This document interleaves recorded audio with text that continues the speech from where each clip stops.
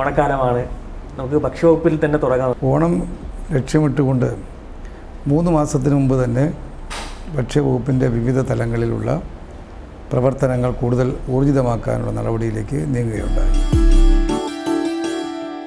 കേരളത്തിലെ സംരംഭകർ അമിത ലാഭത്തിൽ നിന്ന് പുറകോട്ട് പോകാൻ തയ്യാറായത്. ഇനിയിപ്പോൾ കെ സ്റ്റോറിൽ ഇല്ലാത്ത എന്തെന്ന് ചോദിക്കേണ്ടി വരും. പല വിധത്തിലുള്ള അപേക്ഷ, ഇലക്ട്രിസിറ്റി ബില്ലടയ്ക്കൽ, ഇതെല്ലാം നടത്താൻ CSC സേവന സൗകര്യം റേഷൻ ഷോപ്പിലേക്ക് അവരുമായി ധാരണ ഉണ്ടാക്കി നമ്മൾ എത്തിക്കുന്ന നിലപാട് സ്വീകരിക്കും.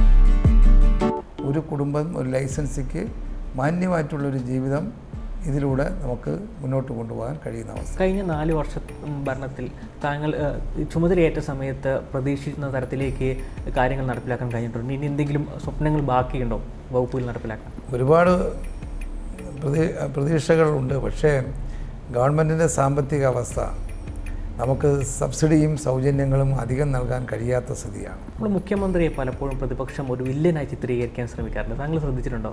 ഇപ്പോൾ വാർത്ത വരുന്ന സമയത്തായാലും പ്രതിപക്ഷ നേതാവാണെങ്കിൽ കൂടിയും ഒരു വില്ലൻ ചിത്രീകരണത്തിലേക്ക് മുഖ്യമന്ത്രിയെ കൊണ്ടുവരാൻ ശ്രമിക്കുന്നു. ദുരിതപൂർണമാകുന്ന സാഹചര്യത്തിൽ ദുരന്തഘട്ടങ്ങളിൽ ഒരു സഹായം ചെയ്യുക, അത് സാമ്പത്തിക സഹായം ചെയ്യലല്ല, ഒരു ആത്മവിശ്വാസം കൊടുക്കുന്ന വാക്കുകൾ കിട്ടുക, അതെല്ലാമല്ലേ ജനങ്ങൾ ആഗ്രഹിക്കുന്നത്.